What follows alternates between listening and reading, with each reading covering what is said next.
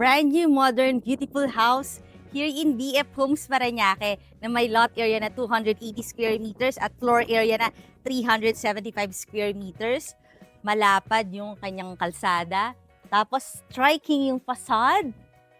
Ang maganda rito, nasa loob tayo ng isang safe, gated and flood-free subdivision. So no worry sa mga baha-baha. At ang maganda rin, facing east yung orientation ng bahay na to. Kaya morning sun. Swerte daw yan, sabi ng mga Chinese. Meron kang garden dito na pwede mo ring magamit as short guest vehicle carport. So pag may mga guest ka, dito sila kasya kahit yung mga SUV. Ang laki ng window, oh. Tapos meron kang pedestrian gate. Dito sa labas, meron kang 2 vehicle carport.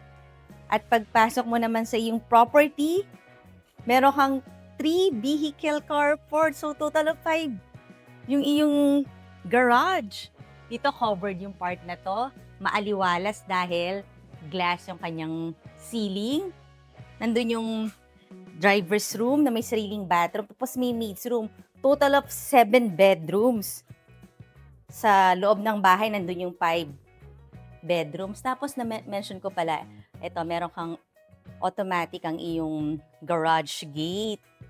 So, kailangan mo lang dyan ng remote at madali ka lang mag-park sa iyong property. Tapos, may konting elevation. Tapos, ito na yung porch mo na fully covered. Meron pang CCTV. O, di ba? Pwede ka maupo-upo dito. Maganda yung main door. Malaki. Bago natin ipagpatuloy ang ating house tour, request ko rin na i-click mo na yung subscribe button ng ating channel na Home Search Philippines para updated ka lagi sa mga videos na magagandang bahay. May side lights dito, tapos automatic ang iyong door. Ayan, Philips. Susukin na natin. May hallway. Pero bago ka makapunta sa iyong living area, meron ka muna ditong bedroom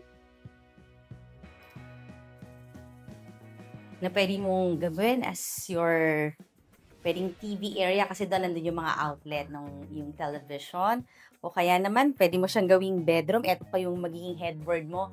At maganda dahil lahat ng rooms meron ng AC, mga inverter AC yan.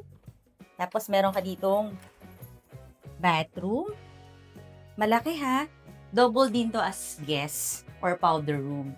Yan, meron kang, I think this is medicine cabinet.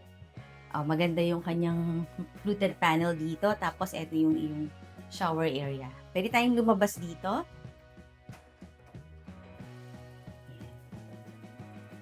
So, ito rin siya. Ito na rin yung pinaka-foyer ng iyong future, modern, beautiful house sa BF Homes Parañaque. At nakita mo, parang hotel. Ang taas ng ceiling. At kita mo yon yung mga fixed windows, mga glass window na nagbibigay ng so much natural light dito sa iyong living. This is your living area and your dining area. Kaya talagang ang laking tingnan ng bahay mo kasi open layout. Tapos may AC rin dito ah. And look, your beautiful kitchen. Pwede kang maglagay dito kahit mga tea stool bar. Tapos double na siya for breakfast nook or prep area. Oh, ang ganda. May mga lights pa sa iyong cupboards. Pati rito. Tapos, syempre, meron ka na kagad 5 burner stove. La Germania naman ng iyong range hood. Tapos, oh, meron ka ng oven. Ayan, may mga lights. Ang ganda. So, yung kitchen mo talagang modern yung kanyang design. Tapos, lahat marami kang mga Panasonic dito ng mga outlet. So, sa lahat yan hanggang dito. Yan, pansin nyo, ang dami. So, kung maglalagay ka ng mga kitchen appliances, ready yung iyong mga outlet. Tapos, sa iyong sink area, bukod sa malaki yung sink na branded, kita mo naman yung iyong windows. Talagang ang liwanag dito pag naguhugas ka. Kitang-kita mo yung ginagawa mo sa kitchen. Actually, dapat talaga yung kitchen maliwanag eh. So, maganda dahil ang laki-laki ng ating window. Tapos, mga mga tempered glass. Tapos dito naman sa side na to ang iyong double door refrigerator. Talagang na-maximize nila lahat ng space dito sa iyong kitchen. Ang daming mga cabinet. So may mga naka-open yung glass para kita mo yung loob. Yun naman mga nakasarado. So combination. Tapos kung masilig ka talagang mag-cook, meron ka pang daily kitchen, o meron kang glass dito para, kasi ito swing door eh. For safety, ayan, mayroong glass, yung tempered glass ng in-swing door. This is the helper's room, may sarili siyang bathroom. So, may taod lang ngayon dyan yung ating caretaker kaya hindi na natin buksan. Tapos dito sa yung daily kitchen, meron ka na ring 2 burner stove. May Roger Mania ulit na sleek lang na range hood. Tapos mga soft close yung iyong cabinet. Tapos ito, meron ka na namang branded na sink na may movable faucet. Maliwanag pa rin kasi may window ka tapos may screen. Tapos marami pa rin mga cupboards. Dito sa labas, pwede tayong dumaan dito. Doon yung ating 2 vehicle carport, kaya accessible itong ating daily kitchens. Kung galing ka ng sasakyan, tapos may mga dala kang heavy na mga groceries, yan, pwede ka dito dumaan. Tapos andun yung ating driver's room. Ito, pwede mo lang siyang gawin na siguro parang utility area, pwede mo ring i-cover. Tapos napansin ko ang daming CCTV Total of 8 CCTVs ang meron dito sa bahay na to. Ready na yan. Mamaya makikita nyo sa master bedroom yung mga CCTV. Baka ilalagay pa tong washing machine. Tapos ito, pwede rin itong maging prep area or laundry area. Covered siya. Tapos dito naman ang laki ng backyard. Tapos meron ka pa rito mga ganito, mga table. So, upuan na lang ang kulang. Or at least kung may mga gagawin ka rito, ready na tong concrete table nila. Tapos madali ring i-maintain kasi kita nyo naman, naka-tiles na tayo dito. Pero may mga plants dito naman sa side na to. Para at least yan, meron ka pang mga plants. I think these are tobacco plants. Ang lalaki ng kanyang mga leaves. Yung privacy mo, very good din dahil mataas naman yung fence dito sa ating neighbor. Tapos, ayan, may mga bamboos ka dito. So, this is a single detached house, kaya makakaikot ka sa buong bahay. If you're going to take a look, dito na tayo dadaan.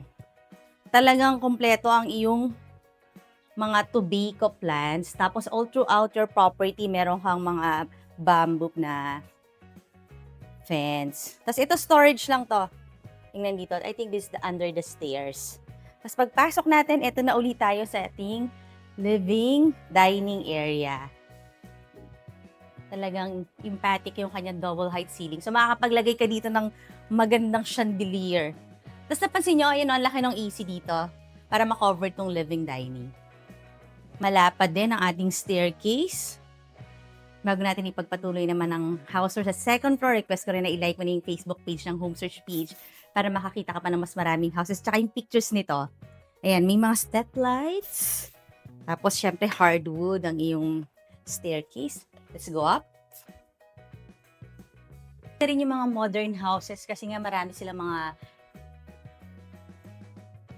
Kaya maganda talaga yung mga modern houses kasi marami silang mga glass elements na yun yung nagbibigay ng natural light sa buong bahay. Kagaya niyan, yung buong yan, tempered glass naman yan. At saka highly secured naman itong subdivision na to, na malapit lang sa Aguirre Avenue, yung main thoroughfare ng BF Homes.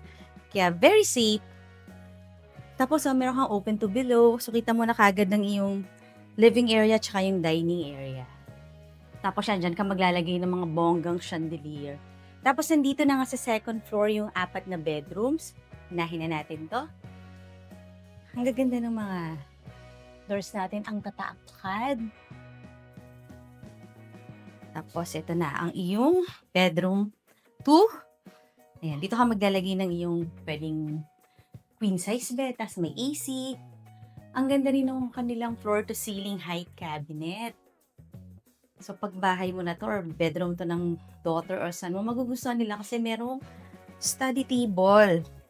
May drawer na, tapos may, ayan yung mga outlet, So, kung maglalagay siya dito ng computer, ng laptop, or kung sakaling gagawin niya naman tong vanity, mirror lang naman ang ilalagay dyan. And may sariling bathroom or common bathroom for the 2 bedrooms. Ayan, ano rin siya. Medicine cabinet din. Tapos, Brabant yung brand ng kanyang mga water closet. Ito naman ang yung shower area. Tapos, ito na yung isang room. Kasi ano siya, Jack and Jill. Yung style ng bedroom. So, ito naman yung isang ating third room. Na may malaking window. Panoramic window with screen. Tapos doon may window rin. Tapos just to say, meron kang floor to ceiling height cabinet na soft close. Siyempre, meron ding study table, doubled as vanity area kasi mirror lang ang ilalagay mo dito. Pero ang maganda dito, ito, lagayan mo ng mga shoes, ng mga bags. Pero tingin ko mas shoes. So, di ba kung maraming sapatos yung mag-bedroom dito, enjoy niya talaga yan. Ito na yung fourth bedroom.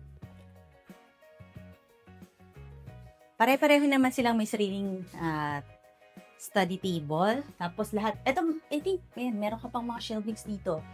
Malaki yung iyong window na may screen. Actually, mas type ko tong bedroom na to kasi feeling ko mas malaki siya.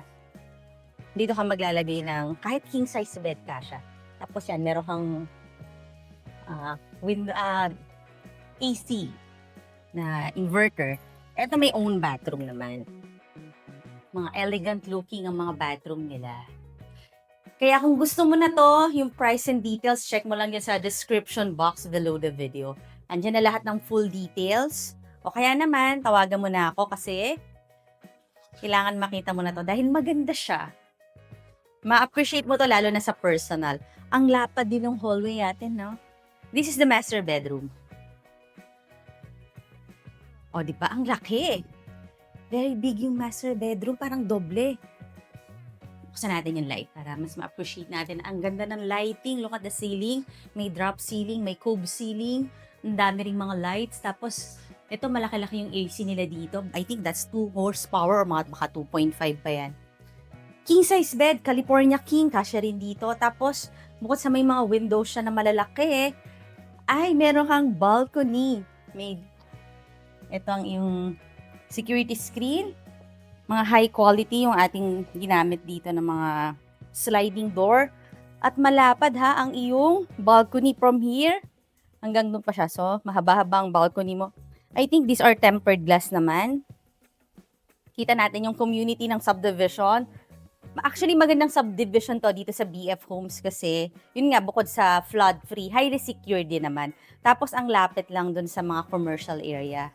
Kaya, most sought after subdivision to dito sa BF Homes. And this is your walk-in closet. Oh, meron kang lagay ng mga shoes dito sa area na to hanggang dun sa taas. Dito naman, clear glass para kita mo na kagad kung ano yung susuotin mo for the day. I think this push to open. Ayan oh, may mga drawers din doon. May ilaw. Ang ganda. And this is your vanity area. And ito pa, may mga lagayan pa rin dito. So, kompleto ha, ang dami. Gamit na gamit ang buong walk-in closet. Tapos, may security screen din. May window para may ventilation ka dito. Tapos, ito na ang iyong pinaka-bathroom. Double sink. His and hers. Oh, ang ganda niyan. May sarili kang bathtub. May window rin. Tapos, ito mga medicine cabinet naman siya. Para dito mo ilalagay yung mga skincare mo, hair care. Ito ang iyong water closet. Tapos, ano ba to? Papaloob. Oh, hindi ko lang ma-open. Pero, na-open yan. Papaloob nga. Baka kailangan lang itulak. Ayan, yun yung shower mo. Tapos, marami ka pa rin cabinet dito sa ilalim para marami kang mailagay. Nakita nyo rito kanina, yung ating CCTV. So, dito nakalagay yung iyong monitor. So, meron